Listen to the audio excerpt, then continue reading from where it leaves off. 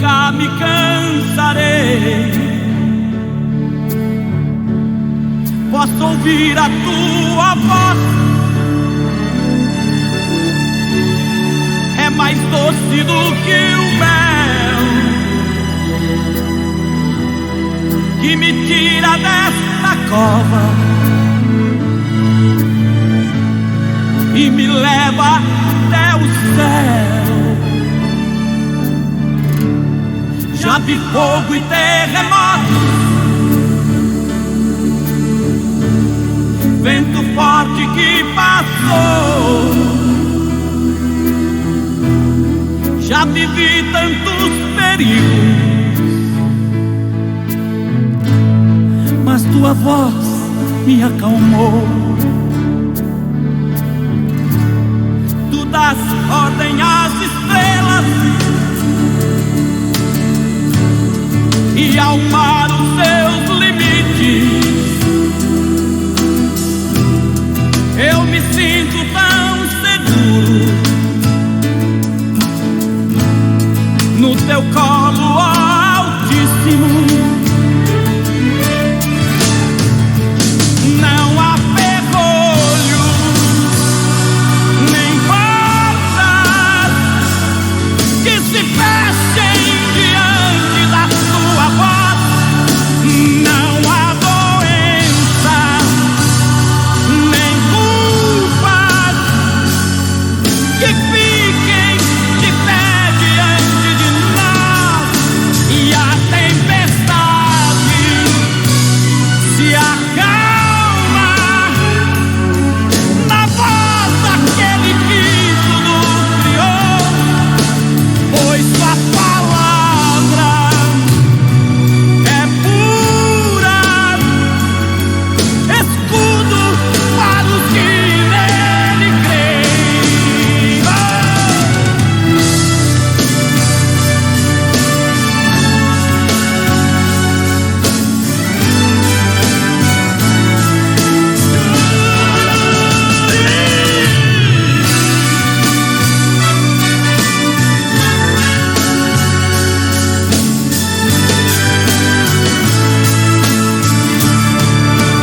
Não há ferrolho, nem portas que se fechem diante da tua voz. Não há doença, nem culpas que fiquem de pé diante de nós.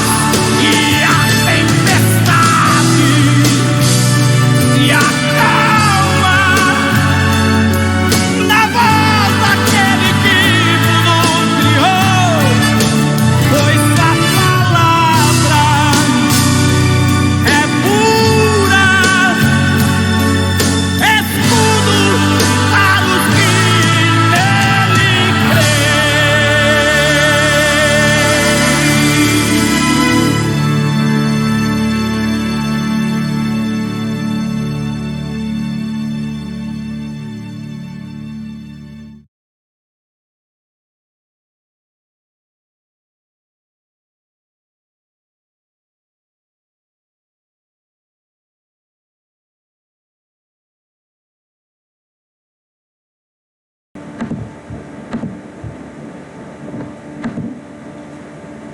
A graça e a paz do Senhor Jesus Cristo.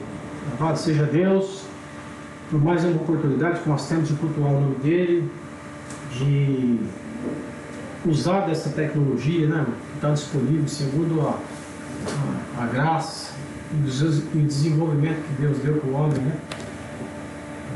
Embora muito limitados, né, a essa distância, estamos aí com uma esperança viva com relação a essa vacina que está chegando aos pouquinhos aí. Hoje recebi uma notícia triste, a morte de 2 pastores vitimados pela Covid. Nossa oração é que as famílias e as igrejas que eram tocadas por esses irmãos, elas sejam consoladas. Mas eu quero aproveitar essa oportunidade para falar um pouco, queridos, dessa questão de estar vivo ou de estar morto. Não no sentido literal, no risco que a gente está vivendo hoje, mas no sentido espiritual. Porque uma coisa é você estar morto mesmo estando vivo. Né? Isso acaba trazendo uma série de complicações, vamos dizer assim, do ponto de vista espiritual para o ser humano. Amém? Eu quero convidar você a abrir o texto da Palavra de Deus que está... Nós vamos ler dois textos. Romanos, no capítulo 13.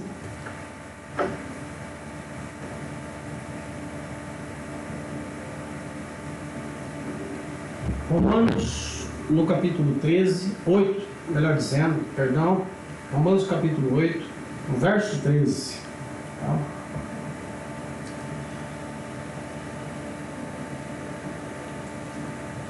Texto que diz assim: porque se viver segundo a carne, caminhais para a morte, mas se pelo Espírito mortificardes os feitos do corpo, certamente vivereis. Tá?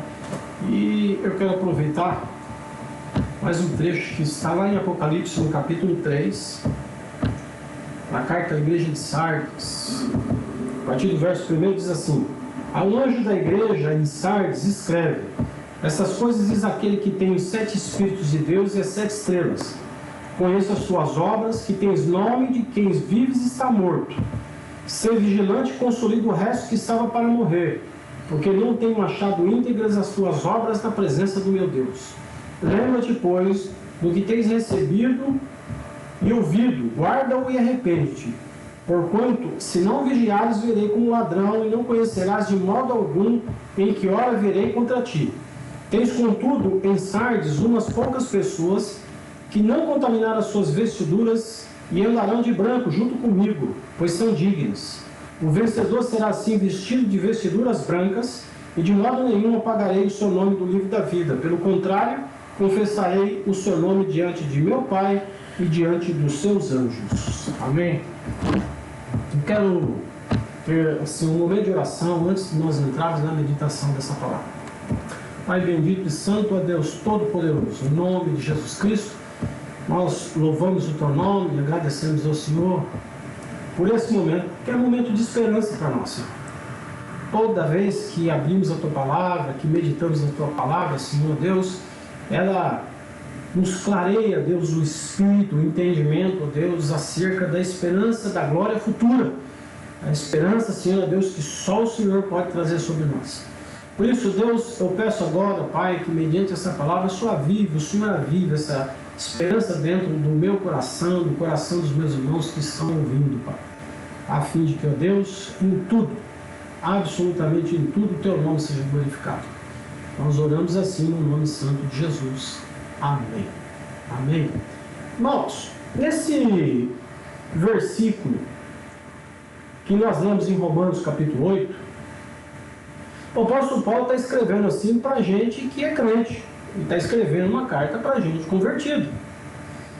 E nesse contexto, ele identifica 2 estilos de vida. Isso pela igreja.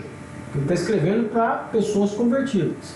Os que escolhem viver, que ele chama segundo a carne, ou, se preferir outra tradução, segundo a natureza humana, né? E que caminham para a morte. E ele fala de pessoas que escolheram um estilo de vida que não se deixam levar pelos feitos do corpo, pelos feitos da carne, pela natureza humana, mas e que caminham para a vida. Então, ele fala de gente convertida e ele fala de 2 estilos de vida que um caminha na contramão do outro. Falando de gente convertida, gente dentro da igreja. Um teólogo inglês chamado Richard Sibbes, ele disse a seguinte frase: o cristão é uma pessoa estranha. Eu estou aqui ajudando a trazer a definição de um cristão. Ele diz assim: o cristão é uma pessoa estranha. Ele está tanto morto como vivo, é miserável e é glorioso ao mesmo tempo. Dirige-se para baixo e para cima ao mesmo tempo. Pois na medida em que ele morre para o pecado, em que ele morre para a miséria e a morte natural aproxima-se, ele vive a vida de graça e cresce cada vez mais até alcançar a glória. Eu acho uma definição bastante interessante, uma explicação bastante interessante para entender que o ser humano é uma pessoa estranha, né? Depois que ele tem um encontro com Cristo, ele chama atenção por se tornar mais estranho. Nosso vocabulário acaba sendo um pouco diferente. As pessoas olham para nós porque nós falamos com uma naturalidade muito grande da fé e da vida pela fé, e o homem natural não conhece esse tipo de coisa. Agora eu quero chamar a sua atenção para o texto que nós lemos aqui de Apocalipse 3, versos de 1 a 6. E perceba que Deus está falando daquele que tem pose de quem está vivo. Ele tem um estilo de quem está vivo. Ele leva todo jeito de quem está vivo. E olhando só por fora, é difícil a gente definir quem está de fato e como está a pessoa do ponto de vista espiritual. Jesus Cristo ensinou sobre isso na parábola do joio e do trigo. Lembra? Existe um momento em que você assim pode achar que o joio é trigo e que o trigo é joio. Então ele falou assim, ó, não arranca um porque você pode arrancar o outro. Tamanha a confusão que você pode fazer pela aparência. Então Deus diz que o homem olha o que é exterior, a gente só consegue enxergar isso, nada além dos olhos. Mas para o profeta Samuel, Deus diz assim, eu olho o coração. Então, tem gente que está assim na igreja, vamos trazer para o nosso contexto, com pose de vivo, mas espiritualmente está vivendo de forma gélida, de forma morta, que é a característica do morto. Então, ainda que Deus esteja assim confrontando, ainda que Ele esteja botando o dedo na ferida, né, de muita gente, quando Ele diz assim, consolida o resto que estava para morrer, Ele está dizendo o seguinte, eu quero salvar você. Ainda dá tempo de reverter. Você pode mudar essa situação. E cá entre nós, em dias de Covid, isso mexe muito e deve mexer mesmo com a estrutura humana, né? Muitas vezes, irmãos, nós olhamos para todo tipo de palavra, que é palavra de confronto ou de juízo, que vem muitas vezes lançada por servos de Deus, quase como se Deus estivesse vindo para acabar com tudo. E a coisa não é assim. Tem muita gente que é confrontada e diz assim, quer saber, eu estou mal mesmo, né? E mete o pé pela mão, vou chutar o pau da tenda, vou chutar o pau da barraca, eu não acredito mais nessas coisas. Mas o desejo de Deus, quando Ele nos confronta, não é que Ele quer que a gente desista no meio do caminho, na caminhada cristã. O desejo do coração de Deus é que eu e você possamos corresponder enquanto ainda há tempo. Ninguém se engane, tem muita gente perdendo as oportunidades que Deus está oferecendo, de uma restauração, de uma renovação, de um conserto, de estar buscando voltar para a caminhada de fé e permanecer firme nessa caminhada. Quando a Bíblia diz assim, consolida o resto que estava para morrer, Deus está afirmando que o processo de morte ele está se instalando de uma maneira assim progressiva na vida espiritual, mas ainda dá para reverter. E a única maneira de reverter está lá no verso 3, onde ele diz assim, arrepende-te. Vida espiritual é isso, é conversão, é mudança de sentido, é arrependimento, é abandono de pecado. Porque esse estado de morte, querido, ele está sempre relacionado com a questão do pecado. Então a morte espiritual ela está relacionada com uma valorização demasiada de tudo o que é da natureza humana, de tudo que é desejo, que a gente chama de desejo carnal, né? É o desejo da nossa carne, no fundo é a nossa natureza. Alguém disse que Jesus Cristo ele não leva para o céu ninguém que ele não tenha santificado na terra. Lembra da oração que o Senhor Jesus fez por cada um dos seus discípulos, lá em João capítulo 17, Pai, santifica-os na verdade, a tua palavra é a verdade. Então Jesus é a cabeça viva que não admite membros mortos no corpo. Então na verdade Deus ele não vai carregar no seu próprio corpo, que é a igreja, nenhum membro morto. E alguns de nós estamos vivendo assim exatamente dessa maneira. Vida religiosa não leva ninguém a lugar algum, né?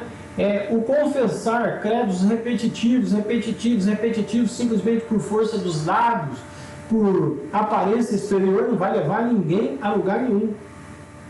No verso 4 do Apocalipse, do texto que nós lemos, Apocalipse 3, Jesus diz assim: mas também tem em Sardes algumas pessoas que não contaminaram as suas vestes e comigo andarão de branco, andarão de vestiduras brancas, porquanto são dignas disso. Irmãos, é triste demais ouvir Deus falar isso de uma igreja. No caso, Jesus Cristo falando para Sardes, a igreja de Sardes. Deus está dizendo que a maioria já se contaminou, já se sujou. As vestes espirituais já não estão mais branqueadas. E diga-se de passagem, um dia foram branqueadas pelo sangue do Cordeiro. Agora, olha o que ele diz lá no verso 5 de Apocalipse, capítulo 3. O que vencer será vestido de vestes brancas, e de maneira nenhuma riscarei o seu nome do livro da vida. Então, a promessa aqui para aquele crente vencedor que conservar as suas vestes brancas, incontaminadas, é justamente que ele vai andar com o Senhor e não será arriscado de maneira alguma. Isso significa que quem decidiu não andar com vestes brancas está se expondo a quê? A pergunta que se faz. A maioria, queridos, de nós quer criar assim um conceito de que a obra da salvação é somente o que Deus fez quando arrancou a gente do mundão. Ou salvo, uma vez salvo, salvo para sempre. Hoje eu entendo o que acontecia no mundão, né? E Jesus me tirou de lá. Mas tem muita gente que veio do mundão, teve a sua fase de primeiro amor, mas o mundão não saiu de dentro dele. E a maneira como alguns pregam, querido, é como se o dia em que você entregou a sua vida a Jesus, tudo foi resolvido. Pronto, não precisa fazer mais nada. Então pode pecar à vontade, que daqui para frente a graça é tão grande que ela vai cobrir sua multidão de pecados. A graça é muito maior do que essa multidão de pecados. Então, pode viver no legalismo. Nem todo mundo está pregando esse tipo de palavra, mas de maneira indireta estão servindo muitas refeições, assim, vamos dizer assim, como essa, né? Estão alimentando a igreja com muitas porcarias que não deveria estar colocando, principalmente dentro da igreja que é santificada pela palavra. No livro de Efésios, a Bíblia Sagrada diz que o Senhor Jesus, ele se entregou a si mesmo pela igreja. Nós entendemos que a obra de salvação, ela começou, teve o início sim com o sacrifício do Senhor Jesus Cristo. E a entrega de vida dele e o sangue de Jesus que nos purifica de todo pecado. Não tenho nenhuma dúvida em relação a isso. Mas o mesmo livro de Efésios, ele diz que alguém que além do sangue que lavou, limpou e regenerou e resgatou e redimiu a minha vida e a sua vida, Deus quer purificar a sua igreja pela lavagem da água da palavra, para que ela seja uma igreja sem mancha, sem mácula, santa, incorruptível. O que o Senhor está fazendo para a igreja que Ele vem buscar não é só a santificação inicial pelo poder do sangue de Jesus Cristo vertido naquela cruz. Ele vem buscar pessoas que andam em obediência à sua palavra, pessoas que se permitem ser lavados por essa palavra e que vão dar continuidade ao que Deus começou numa resposta bastante positiva de santificação, para que então esse trabalho e essa missão dele com a noiva se cumpra. A palavra, uma das figuras que a palavra tem é a água. A lavagem pela água da palavra, ou seja, a palavra entrando no nosso caráter, a palavra entrando no nosso ser e fazendo a limpeza a limpeza moral, conceitos morais muitas vezes que nós tínhamos, conceitos de perversão dentro de nós. Não é que você não vai pecar, não é isso. A natureza humana que ainda está em nós, ela nos leva a ter pensamentos maus, a desejos maus, e às vezes o coração está tão cheio de ira que acaba vomitando determinadas coisas que não deveriam estar saindo de lá. Ok? Mas a palavra ela trata isso. Jesus Cristo veio e purificou os nossos pecados pelo poder do seu sangue. Eu tenho uma parte importante na minha vida cristã a fazer, porque a santificação ela não é passiva da parte do crente. Eu preciso me banhar, eu preciso me lavar constantemente pelo poder regenerador da palavra. Então, o que acontece é que tem muita gente se gloriando que um dia o sangue nos lavou. E está jogando todo tipo de sujeira em cima do sangue que nos limpou. Tem muita gente, queridos, que há muito tempo parou de se vestir de branco e honrar a Deus. Até porque, de alguma maneira, essas pessoas acreditam que ninguém vai ver, ninguém vai saber, ninguém vai conhecer as coisas que estão passando, as coisas que estão acontecendo por trás dos bastidores. No livro do profeta Isaías, o Senhor diz assim: ainda que os vossos pecados sejam como a escarlata, eles se tornarão brancos como a neve. Ainda que sejam vermelhos como o carmesim, se tornarão brancos como a lã. O profeta Malaquias, ele se refere ao Senhor Jesus como o sabão de lavandeiros. Imagina só. Eu não sei se você já teve a oportunidade. Na minha infância, minha mãe me levava até uma mina que tinha perto de casa. A gente não tinha água encanada, não tinha tanque em casa, né? Então ali juntava assim aquele monte de mulheres, parecia que elas tinham um horário certo para ir, né? Com as bacias cheias de roupa na cabeça, e chegava lá e aproveitavam a água da mina. Já tinha umas tábuas assim prontinhas, né?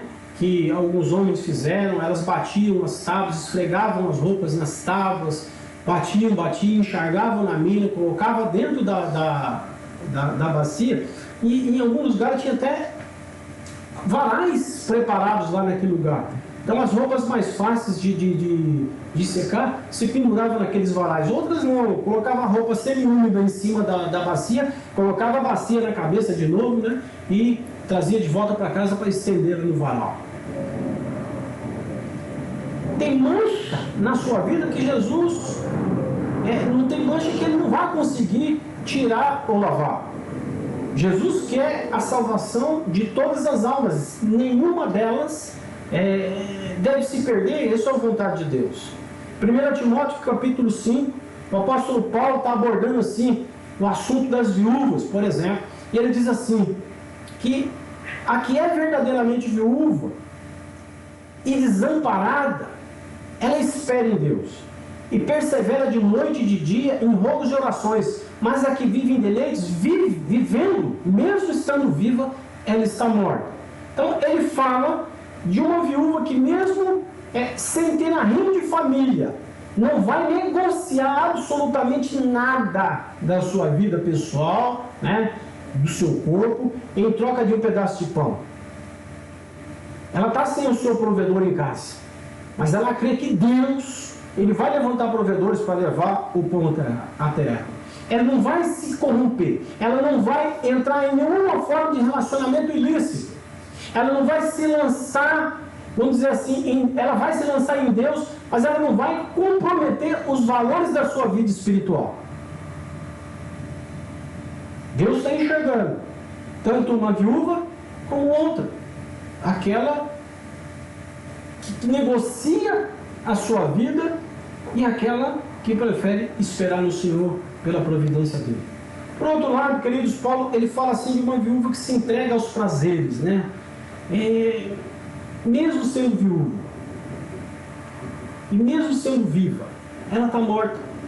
E para isso mudar, a única saída, a única postura firme e clara que se deve ter é a postura de arrependimento.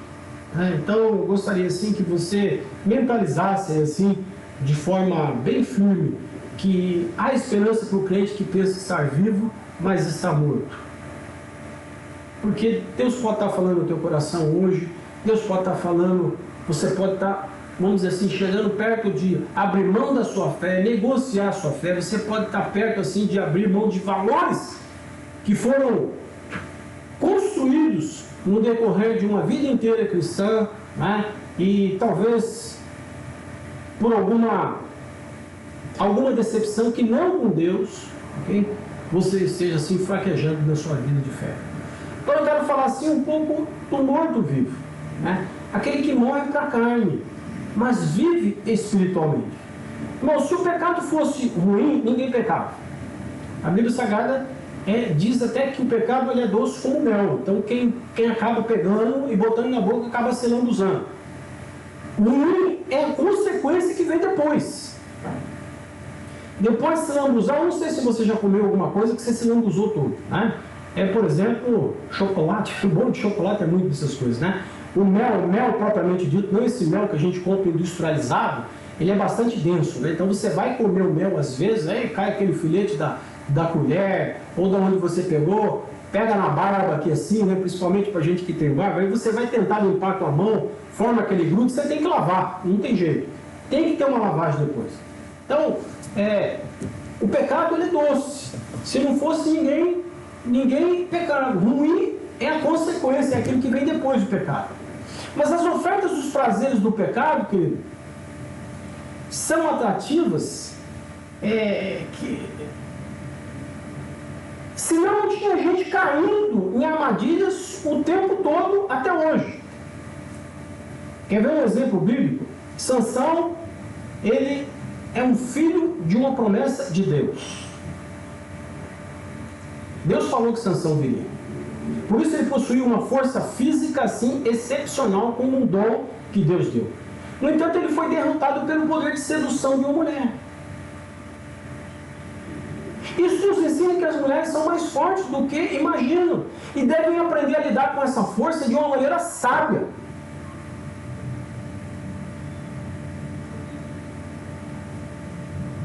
Mulheres cheias de Deus são cheias do Espírito, cheias de argumento da palavra, para poder converter o coração de gente perdida. Marcos capítulo 8, 34 diz que Jesus, chamando a si a multidão com seus discípulos, diz para eles assim: se alguém quiser vir após mim, negue-se a si mesmo, toma sua cruz e siga-me. Eu creio que tem havido assim muita distorção nessa questão de tomar a cruz e seguir a Jesus Cristo. Quando Jesus ele foi sentenciado à morte e morte de cruz, o Senhor teve assim que carregar a sua própria cruz até o local onde ele seria executado. Isso é uma maneira que os romanos tinham, né? Uma maneira pública de dizer que o camarada ele estava sentenciado à morte. Além de sentenciado, ele vai servir de exemplo. Por quê? Porque ele sabe que ele vai morrer ali, ele vai carregar nas costas o peso, vai sofrer até lá, e quando chega lá, ele vai ter que ser crucificado naquilo que ele está carregando. Jesus estava ensinando sobre o cristão ser sentenciado à morte e admitir isso publicamente, quando ele diz assim: quem quer vir para mim, toma sua cruz e me siga. A cruz não é necessariamente algo físico que você vai ter que carregar, e não precisa ser nenhum tipo de problema. Tem gente que fala que a sogra, por exemplo, é uma cruz para ele, né? Mas é a sua decisão de dizer assim: a partir do momento que eu decidi andar com Jesus, eu não vou mais viver para mim. Eu decido morrer para mim, e não existe outro tipo de evangelho que venha substituir o evangelho de Jesus Cristo na minha vida. Ou seja, eu estou apegado com Cristo no que diz respeito à alma, corpo e espírito, e não abro mão disso. Escrevendo a igreja dos Gálatas, lá no capítulo 2, verso 20, Paulo disse assim, ele afirmou: já estou crucificado com Cristo, ou seja, eu não assumi o meu lugar, eu decidi morrer para mim mesmo. Então a proposta do Evangelho é essa, e Jesus, no Evangelho de Marcos capítulo 8, ele está ensinando sobre isso, quando ele diz assim: você quer vir após mim? A si mesmo se negue. Então a maior interpretação do que é carregar a cruz é justamente você negar-se a si mesmo. O que é negar-se a si mesmo? É negar a minha vontade. É negar aquilo que muitas vezes a gente chama de tentação. A tentação, pastor, a tentação foi forte. Eu falei, mas o que você fez? Você foi mais forte que ela ou você cedeu a ela? Tá? O poder do Espírito Santo, o poder da palavra, ele nos ajuda. A tentação, ela vem querer trazer uma mácula sobre as nossas vestes que são branqueadas no sangue do Cordeiro. Ok? Alguém pode jogar alguma coisa numa roupa branca sua. Imediatamente você identifica aquilo, tira, e que você faz o quê? Você corre para dar uma lavadinha, para tirar aquilo ali, para não ficar nódoa, né, que vai criar mancha. Né? O nosso recurso, irmão, quando alguém tenta lançar alguma sujeira sobre a nossa vida espiritual, é correr para a palavra, para lavar aquilo com a palavra, para tirar da nossa frente, para confessar a palavra e tirar aquela mancha que está tentando se instalar na nossa vida. Então, a maior interpretação do que é carregar a cruz é negar-se a si mesmo. É você dizer para você mesmo, para a sua própria natureza, para a sua carne. É você encarar você mesmo lá no espelho, né? Encarar aquele cidadão, aquela cidadã que está do outro lado do espelho, nos olhos, e dizer assim, você não vai mais correr atrás do que você quer. Você não vai mais correr atrás apenas de prazeres. Você vai negar-se a si mesmo a partir de agora. É difícil? Não é fácil. E Jesus também falou que não seria fácil. Carregar uma cruz não é fácil. Tomar a cruz para ir atrás dele não é fácil. Mas, a partir do momento que nós temos o exemplo do próprio Senhor Jesus, também não é difícil correr atrás dele. Não é difícil seguir.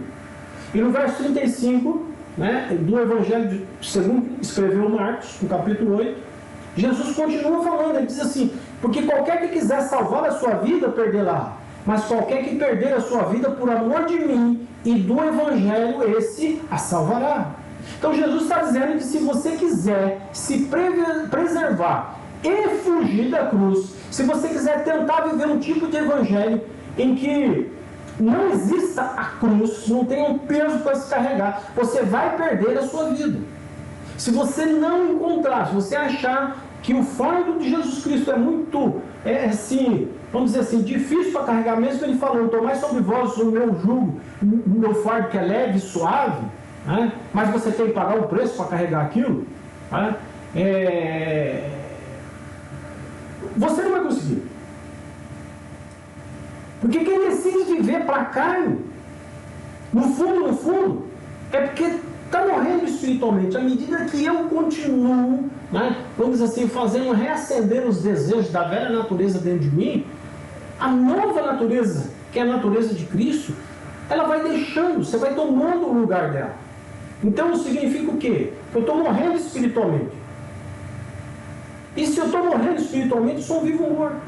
Agora Jesus está dizendo, se você decidir perder a vida por causa de mim e do Evangelho, então você vai salvá-la. Ou seja, você é um vivo e vai continuar vivo sobre todos os aspectos. Irmão, nós precisamos pensar muito além de tudo aquilo que é natural. Nós precisamos pensar muito além de tudo daquilo que é terreno. Aquilo que faz parte da nossa natureza. Passamos num grande momento para isso. É um momento assim trágico para a humanidade, né?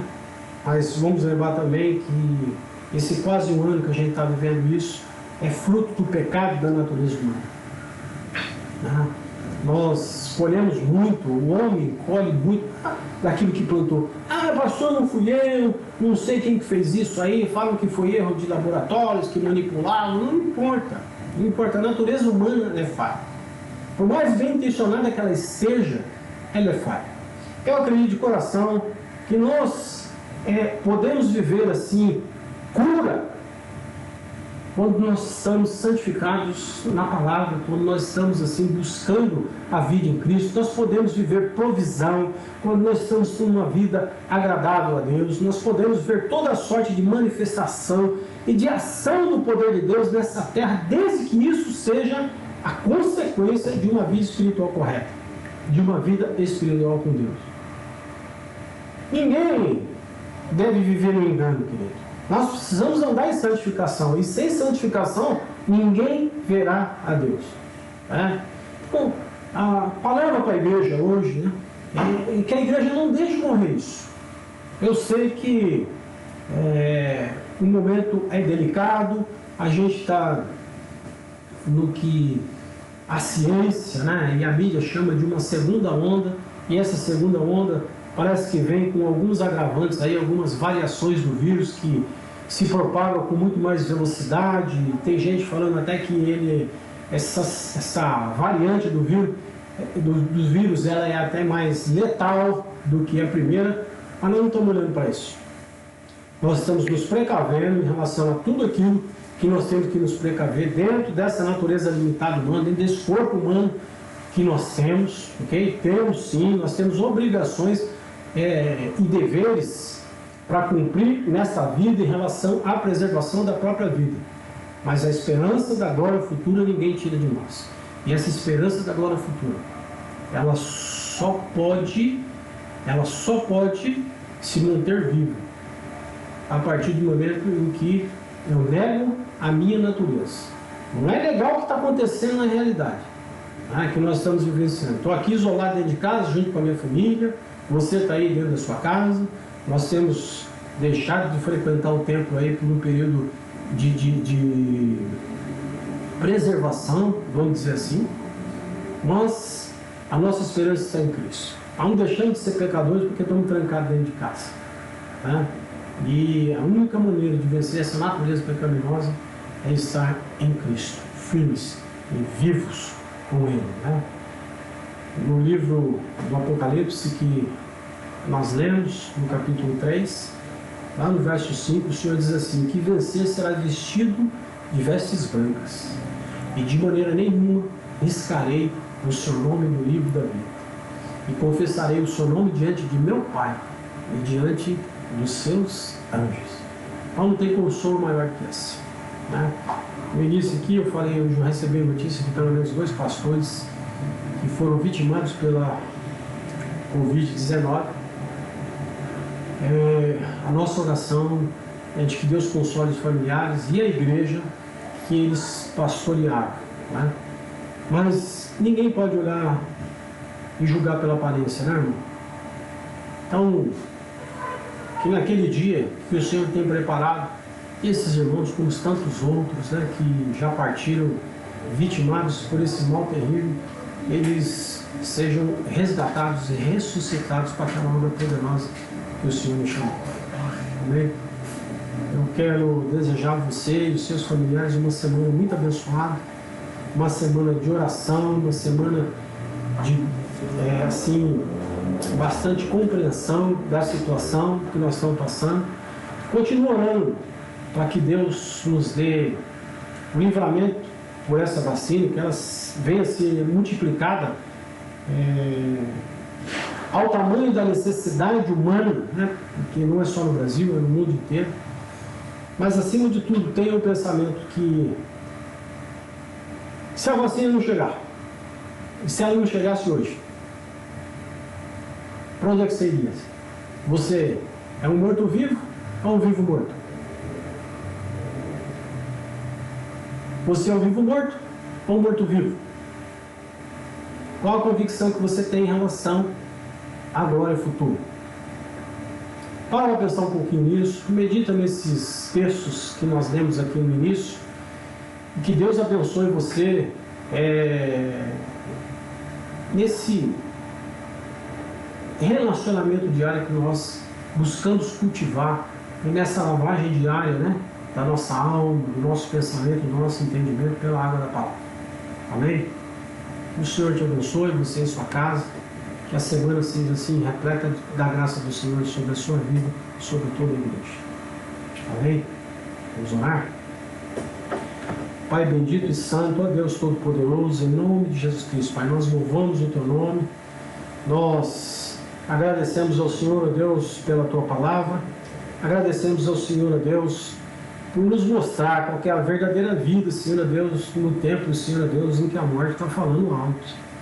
Ó Pai, ajuda-nos, ó Deus, a perseverar, Senhor, ó Deus, na brancura das nossas vestes espirituais, a fim, ó Deus, de que naquele dia que o Senhor tem preparado, Senhor Deus, para nós, sejamos encontrados, ó Deus, limpos diante da Sua presença. Em nome de Jesus Cristo, Pai, eu peço que abençoe a igreja que está ouvindo a mensagem, que acaba de ouvir a mensagem nesse instante, Que o Senhor guarde cada um dos meus irmãos. Que o Senhor, se tiver que trazer algum desconforto, Senhor Deus, que leve ao arrependimento, que seja feita a tua vontade aqui na terra, como ela é feita no céu, Pai. Em nome de Jesus Cristo. Eu oro assim, Pai, e abençoo aqueles que nos ouvem agora. E eu faço no nome santo de Jesus. Amém. Uma semana abençoada para você.